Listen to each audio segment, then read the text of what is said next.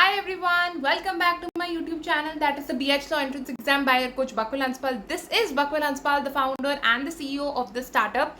And in today's video, we are going to start with marriage and divorce. Part 2 रहेगा video का. Part 1 नहीं देखा है तो आई बटन पे जाके देख लो. बहुत अच्छी भाषा में उसको एक्सप्लेन करके रखा हुआ है. ठीक है. दूसरी चीज, फैमिली लॉ बहुत इंपॉर्टेंट पार्ट है लॉ एंट्रेंस एग्जाम का, तो हम इसको कवर करने वाले हैं. एक दो लेक्चर्स में खत्म हो जाएगा, ज्यादा कुछ बड़ा चौड़ा नहीं है ये. अच्छा, source would be class 11th NCERT. बहुत सिंपल सा सोर्स है. ठीक है, इससे बेटर सोर्स कहीं नहीं मिलेगा मार्केट में. ठीक है, बिकॉज बेयर एक्ट्स को पढ़ना पूरा बॉल गेम है लॉ स्कूल का. ठीक है, अब नेक्स्ट है, लोग बोलेंगे कि बेयर एक्ट को उठाएं, हम बेयर एक्ट को पढ़ना भी चालू कर दें. I would not suggest, because language उसकी बहुत ज़्यादा ट्रिकी है, पूरा प्रोसेस पढ़ने का बड़ा टीडियस है, और एग्जाम के 4-5 महीने पहले मैं बोलूँ बेयर एक्ट उठाकर पढ़ने लग जाए तो बहुत ओवरवेलमिंग लग जाएगा. ठीक है, तो आज हम इसको एनसीईआरटी से कवर करने वाले हैं. तो पार्ट 1 आप देख लीजिएगा आई बटन का. So let's get started. Fine. So पहली चीज होती है, हम पढ़ रहे हैं मैरिज के बारे में. ठीक है, तो अब स्पेशली मैं जिससे बात करती हूँ मैरिज के बारे में, तो फिर हम लाइन बाय लाइन तो पढ़ते ही नहीं, बिकॉज यू ऑलरेडी नो कि मैं कैसे पढ़ाती हूँ. So we are going to read it अच्छे से, आराम से. Going to pick up a few lines, then we are going to understand the meaning of those lines, the significance, the interpretation, कैसे एग्जाम के लिए रेलिवेंट है, and बाकी सारी चीजें. ठीक है, okay. Marriage is defined as a social and a legal union. Social मतलब established by the society or it is formed by the members within the society, and legal union is जब marriage को register कर देते हैं law के द्वारा. ठीक है, between a man and a woman. Through this institution, the spouse creates kinship. Spouses create kinship. Kinship का मतलब होता है बच्चे, and kinship which also means a lineage. Kin basically means a child, and kinship means lineage. ठीक है, so this is basically a system of social organization between people who are related by blood, marriage, adoption. Social union है क्योंकि again conjugal rights मिलते. Conjugal rights मतलब जो marriage हो जाती है तो उसके साथ जो राइट्स मिलते हैं उसको कॉन्जुगल राइट्स बोला जाता है. Which are mutual rights, privileges between spouses. Privileges मतलब जैसे for example life insurance, health insurance, nominee वगैरह वगैरह. Okay, so these rights include affection, companionship, cohabitation, joint property rights and sexual relations. ठीक है, अब if either of the spouse detaches himself or herself from the social and the emotional companionship without a reasonable cause, right, तो aggrieved party can approach the court for relief. For example, ऐसा बोला जाता है कि शादी के बाद अगर सेक्सुअल रिलेशन नहीं बनाया दोनों स्पाउस ने, मान लो 7 साल तक नहीं बनाया, ठीक है, तो अगर एक स्पाउस को उस बात से तकलीफ है तो वो कोर्ट का दरवाजा खटखटा सकता है और बोल सकता है कि सेक्सुअल रिलेशन नहीं बनाए हैं मैरिज में और बच्चे नहीं हो रहे. मतलब you can say that, there is no harm in saying that, because ऐसा मानते हैं, मतलब ऐसा मानते हैं. अगेन नॉट ऑल मैरिजेस, लोगों का आजकल अपना तरीका होता है मैरिजेस में रहने का. अगर उन्हें बच्चा चाहिए तो चाहिए होता है, नहीं चाहिए होता नहीं चाहिए होता, अपने उन पर मतलब उनका डिसीजन होता है. But usually again by society यही देखा जाता है कि शादी से बच्चे पैदा करने के लिए होता है. ठीक है, अब कोर्ट में direct the accused spouse to return with other spouse to their matrimonial home which is the restitution of conjugal. Restitution मतलब रिस्टोर करना, कॉन्जुगल राइट्स मतलब मैरिज के राइट्स. ठीक है, मैट्रिमोनियल होम का मतलब है कोई भी ऐसी जगह जहां पर हस्बैंड और वाइफ रह रहे हो, उसको बोलते हैं मैट्रिमोनियल होम.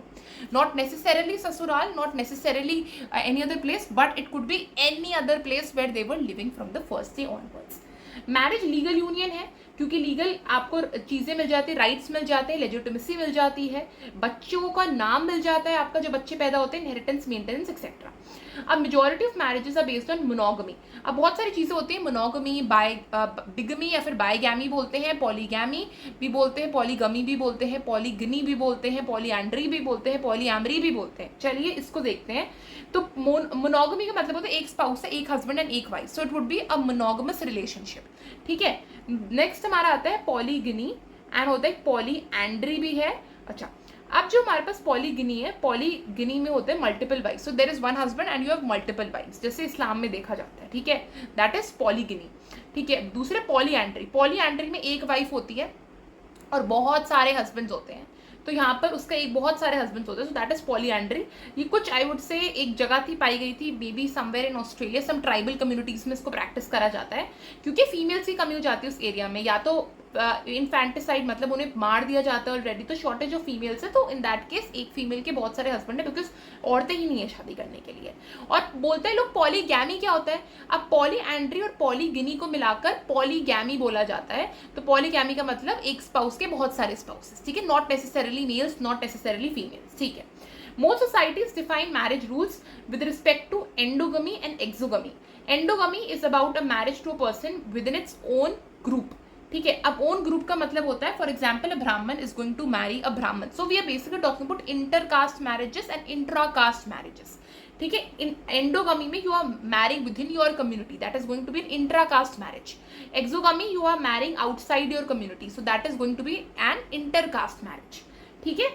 एक्सोगमी का रूल है, requires an individual to marry outside tribe, community, clan, etcetera. The group can consist of children of same father, mother, of grandchildren of same grandmother, of father, great grandfather, of the same great parents or the descendants of these persons. यहाँ पर एक rule दे रखा है एक्सोगमी में. ये line उस time पर when I was a student back then I also couldn't understand the significance of this line, but today I'm going to explain it for you. For example, एक कोई फैमिली है, उसके बहुत सारे बच्चे हैं, right. Over a period of time जो family बढ़ती रहती है, किन्स आगे बढ़ते रहते हैं, तो ऐसा होता है कि फैमिली के जो लोग हैं, अंश है, वो डिफरेंट देशों में बसा हुआ होता है. जैसे कोई अफ्रीका में बस गया है, कोई साउथ एशिया में बस गया है, कोई सेंट्रल अमेरिका में बस गया है. तो अगर लेट्स सपोज उनके बीच में मैरिज करवानी है over a period of time, like बहुत सालों से, होता है ना कि जैसे फॉर एग्जांपल हमारा एवोल्यूशन किससे हुआ था, चिंपैंजी से हुआ था, है ना. तो उनके बच्चे आसपास जो आज का जो डीएनए सेम है, डिफरेंट कंट्रीज में है, माइग्रेट कर चुके हैं, उनके बीच में मैरिज हो रही है तो चलता है, दैट इज स्टिल अलाउड, ठीक है. तो that is the thing of exogamy. अब मैं ये बोल रही हूँ कि उनका डीएनए सेम है, मैरिज कैसे अलाउड है, but that is a kind of exception that is there. ऐसा इसलिए बिकॉज आप देखो ना, जैसे मैं अभी कंसैंक्विटी, अभी मैं एफिनिटी के बारे में बात करूंगी, ऐसी चीजें जो हिंदू मैरिज एक्ट में अलाउड नहीं है इन लोगों से शादी करना, मतलब अपने खुद के डीएनए से यू कैन नॉट मैरी, ठीक है. Because of because of obvious reasons कि जो बच्चा पैदा हो सकता है उसमें कोई डिसेबिलिटी हो, या फिर हो सकता है उसमें डीएनए का मल्टीप्लिकेशन बड़ी कॉम्प्लेक्सिटी के साथ हो गया हो, कि मतलब बच्चे में कोई डिसेबिलिटी रह जाए, ठीक है. ऐसी चीजें होती, कुछ रेप्लिकेशन हॉल में दिक्कत आ जाती है. तो इसकी वजह से हम अपने सेम डीएनए के साथ शादी नहीं करते, मैरिज उनके साथ नहीं हो सकती है हिंदू मैरिज एक्ट के केस में. बट एक्सोगमी के थ्रू ये चीज अलाउड है, इसको एक्सोगमी कहा गया है. ऐसा उसको एक्सोगमी वैसे नहीं होना चाहिए था अगर ये लोग सेम डीएनए के इधर उधर over a period of time different areas में बसे होंगे. Okay, certain degree of social relationship distance must exist, else exogamic taboo is attached to such marriages within the close social and relationship proximity. It means the same जो मैं ऊपर का बता रही थी. क्लोज सोशल रिलेशनशिप ऐसा ही हो रहा है, सेम डीएनए के लोग अलग अलग जगहों में बसे हुए हैं, ठीक है. अब हम बात करें Hindu marriage act 1955 governs Hindu marriage. Parsi marriage and divorce act governs marriage between Parsis. Christian act marriage act of 1872 Christian marriage. Muslims का कोई कोडिफाइड एक्ट नहीं है, उनका सिर्फ पर्सनल लॉ है, ठीक है. अब हम आते हैं आपका कंडीशंस फॉर वैलिड मैरिज. जब हम वैलिड मैरिज की बारे में बात करते हैं, वॉइड मैरिज के बारे में बात करते हैं, वॉइडेबल मैरिज के बारे में बात करते हैं, तो बहुत सारी चीजें होती हैं बात करने के लिए. अब आप देख लीजिए कुछ क्राइटेरिया देखेंगे. पहला आता है मोनोगमी. मोनोगमी मतलब एक हस्बैंड एक वाइफ. तो एक हस्बैंड एक वाइफ एक साथ रह रहे हैं, that is going to be a monogamous relationship which is there for Hindus, which is there for Parsis, which is there for Christians. All of these three religions need to follow that. I am going to show this table. As you can see this particular table, यहाँ पर Hindus के लिए, Muslims के लिए, Christians के लिए, Parsis के लिए, सिख्स के लिए बहुत सारे क्राइटेरिया दिए हुए हैं एक वैलिड मैरिज के लिए. तो उसको आज समझते हैं. तो हिंदूज में गर्ल्स के लिए एज होनी चाहिए 18 एंड बॉयज के लिए 21. गर्ल्स के लिए 21 वो कर रहे थे, बट उन्होंने अब तक करी नहीं है, और ये पास भी नहीं हुई है by the parliament, and still deliberation चल रहा है कि ये हो जाए, ठीक है, एंड हुई नहीं अब तक, ठीक है.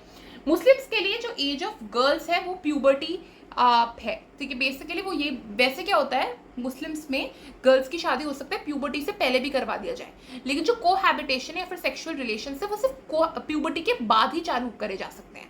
मेल्स में ये देखा जाता है मुस्लिम मैरिजेस में कि वो फाइनेंशियली स्टेबल हो, तो 18 साल से ऊपर का हो जाए, जब वो फाइनेंशियली स्टेबल हो जाए तब मेल्स की शादी कर दी जाती है इस्लाम में, ठीक है.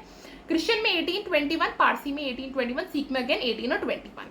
मोनोगमी एसेंशियल है सब चीजों में, लेकिन मुस्लिम में या फिर इस्लाम में पॉलीगैमी है, ठीक है. 4 वाइफ्स अलाउड है, 4 से ज्यादा नहीं, ठीक है. पॉलीएंड्री अलाउड ही नहीं है, मतलब एक मतलब औरत के बहुत सारे पति, दैट इज नॉट अलाउड.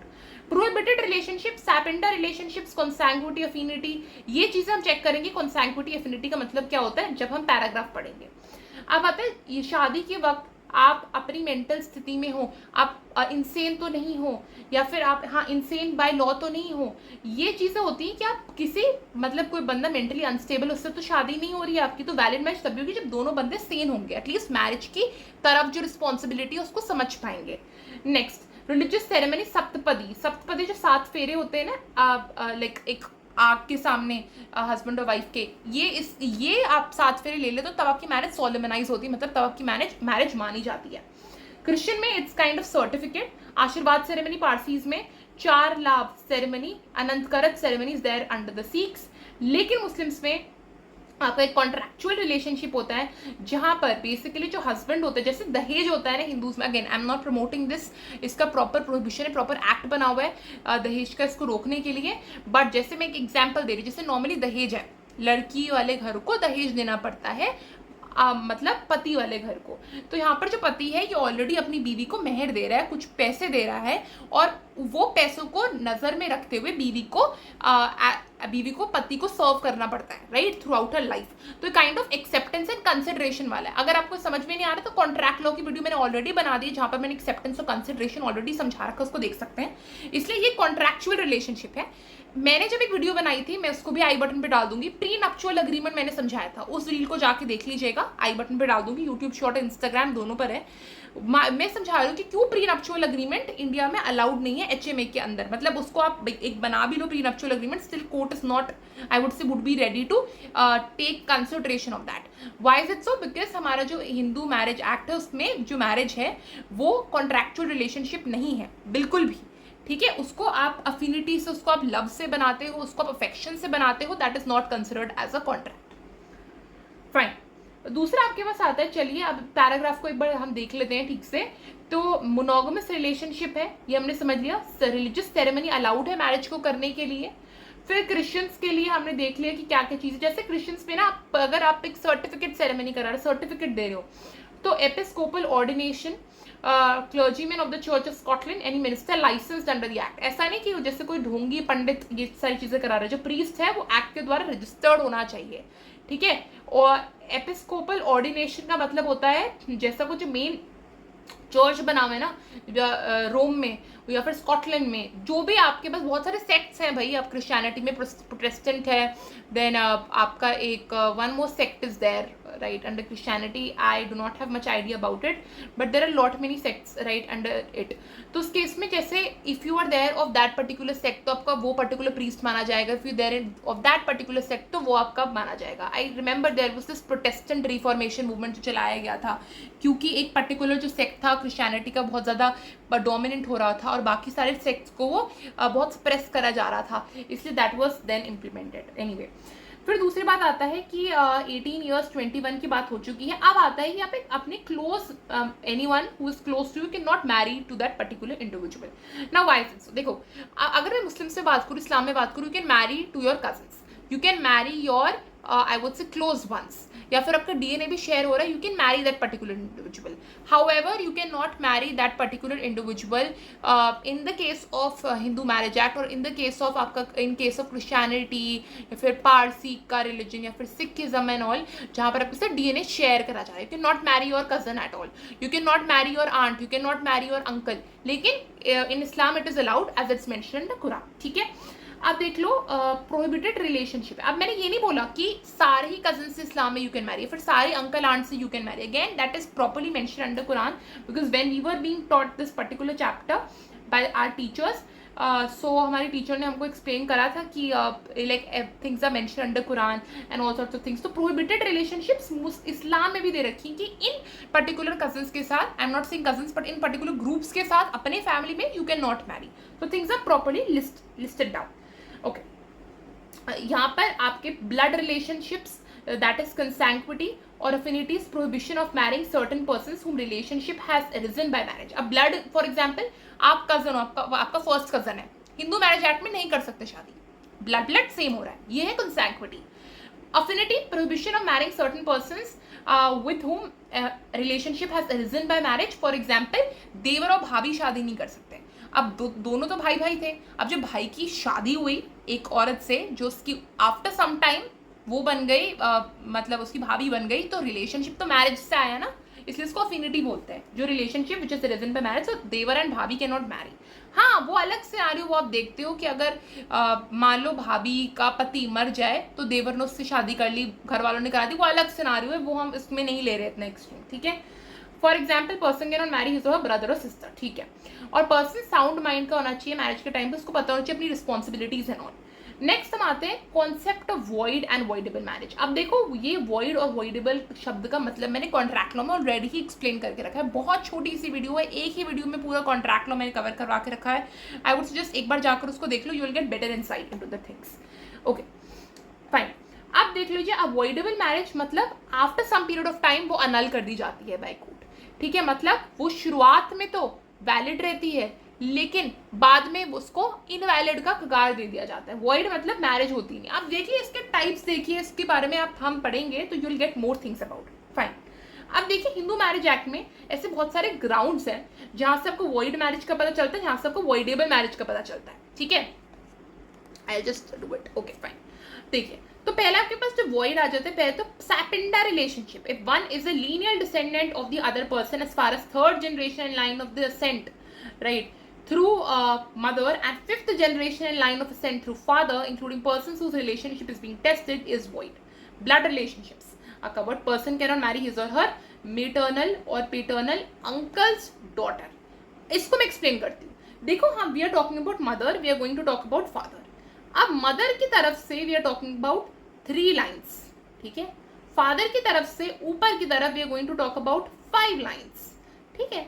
तो you cannot marry these people anyway, ठीक है। You cannot marry these particular people because we are saying in line of ascent through mother and father, if one lineal descendant in generation, चाहे वो ऊपर से हो तीन generation, चाहे वो नीचे से हो 3 जनरेशन, you cannot marry। एक हाइपोथेटिकल एग्जाम्पल देते हो, बहुत हाइपोथेटिकल है, कुछ दिल से मत लगाना इस एग्जाम्पल को ना। आई वुड से कॉमेंट सेक्शन में बोलना कि मैं क्या ही एग्जाम्पल बता रही हूँ, बट ठीक है, बस समझने के लिए समझ लो, otherwise that is nothing to do with it. Okay fine, ये मदर है आपकी, ये आपकी फादर है, ठीक है। ये आपके ये हो गए, ये इनका 1 बेबी हो गया, ठीक है। ये इनका 2 ये इनका वो गया, बेबी का बेबी हो गया, एंड ये इनका ग्रेट ग्रैंड चाइल्ड हो गया, ठीक है। ग्रेट ग्रैंड चाइल्ड हो गया, ठीक है। मदर के थ्रू मैं बता रही हूँ, फादर के थ्रू मैं बोल रही हूँ। चलो ये बताती हूँ, ये इनका ग्रैंडफादर हो गए, मतलब फादर के पापा। Let me raise this,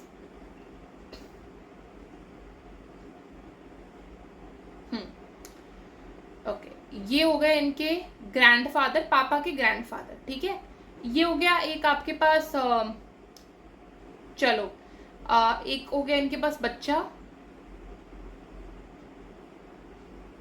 this is the kid that they having, and this is the same kid they having. Of course इनका सेम ही किड होगा, या फिर मेरे को ऐसा करने दो, चलो यहाँ पर इनका बना दो ग्रेट ग्रैंडफादर तक जिंदा है, ठीक है। Then great great grandfather, and then great great great grandfather, ये बना लो। हाइपोथेटिकल एग्जाम्पल है, कोई दिल से मत लेना इसको कहीं पर भी। अच्छा, अब आप आ रही है, for example you are to marry, okay, आप इधर मैरी हो, आप ये हो, and you want to marry someone.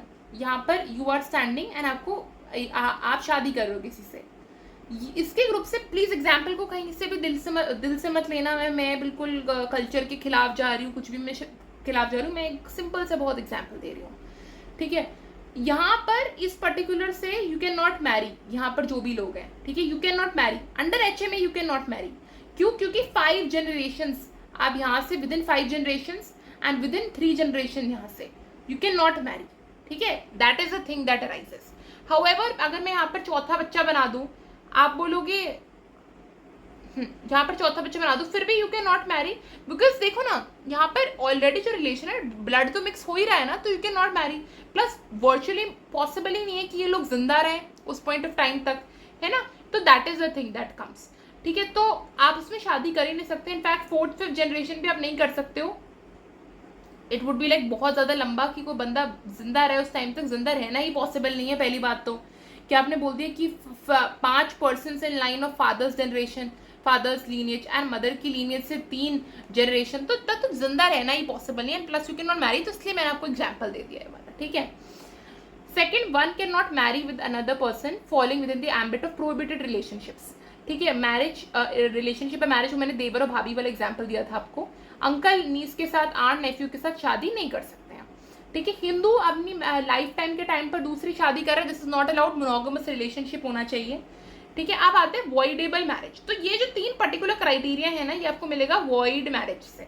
इसका मतलब मैरिज है एग्जिस्ट ही नहीं करती आंखों में, है ना। वॉइडेबल मतलब अभी एग्जिस्ट कर रही है but after some time exist करना बंद कर देगी। पहला, if a marriage can not be consummated due to impotency of one spouse, other spouse can, this can be nulled. Impotency does not mean barrenness or sterility, that is inability to have a child, rather it is a failure to have sexual intercourse। देखिए, impotency का मतलब बंदा बच्चा पैदा नहीं कर सकता। Normally इसका मतलब ये निकलता है that you are infertile, you can not produce kids. ठीक है, बट लेकिन इस केस में for example you not having sexual intercourse with a child, with the person you do not want to have sexual intercourse with your partner, so in that case बच्चा तो आएगा ही नहीं ना, एंड आप important कहलाओगे इस मतलब इस सिनारियो में। ठीक है, दैट इज द थिंग, आप इंपॉर्टेंट कहलाओगे इस पर्टिकुलर सिनारियो में, अदरवाइज इंपोर्टेंसी का मतलब इनफर्टाइल निकलता है। ठीक है, that is the thing, but over your specifically mention करा हुआ है सेक्सुअल इंटरकोर्स के केस में। फोर्स फ्रॉड के तरीके से मैरिज को आपने कंसेंट लिया हुआ है, आपकी बात हो रही थी कि आप एक 19 साल के बंदे से शादी करोगे, बट असली में तो 91 ईयर्स के बंदे से शादी करो, आपके साथ तो फ्रॉड हुआ है। Pre marriage pregnancy of wife, for example wife already pregnant थी किसी दूसरे आदमी से, आप अब शादी कर रहे हो, आपने अपने पति को बताया नहीं, ऐसे बहुत सारे सिनारियोज हैं कि पति was like satisfied with it, like no problem, तो उस केस में ठीक है। बट अगर तुम बाद में बता रहे हो कि ये बच्चा किसी और का और ये सब है, पति was not aware of it already, so that is going to create a problem. Unsoundness of mind, कोई पागल व्यक्ति है। ठीक है, अब आते हैं मुस्लिम लॉ। मुस्लिम लॉ में void marriage is known as बातिल। ठीक है, मतलब of course marriage which does not exist in the very beginning, that is going to be called as batil. Now the term nullity, that is non-existence, is applicable to void marriage, as marriage does not exist from the very beginning. There is no concept of voidable marriage. ठीक है, लेकिन फासिद बोलते हैं, फासिद is irregular marriages. ऐसे marriages तो irregular होते हैं लेकिन बाद में उन्हें रेगुलर बनाया जा सकता है, उनको बोलते हैं फासिद मैरिजेस।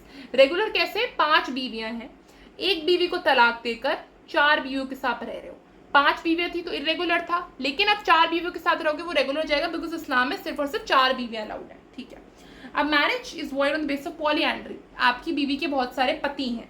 कंसैंक्विटी, affinity, fosterage.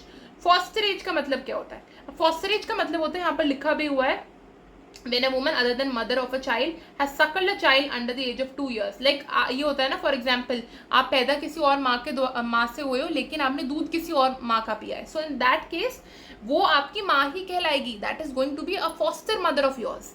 ठीक है, तो फॉस्टर मदर से भी शादी नहीं कर सकते हो। ठीक है, that is foster mother daughter, foster sister से you can not marry. Consanguinity affinity जो कुरान में मेंशन्ड है उनसे शादी नहीं कर सकते हो। समझ में आया?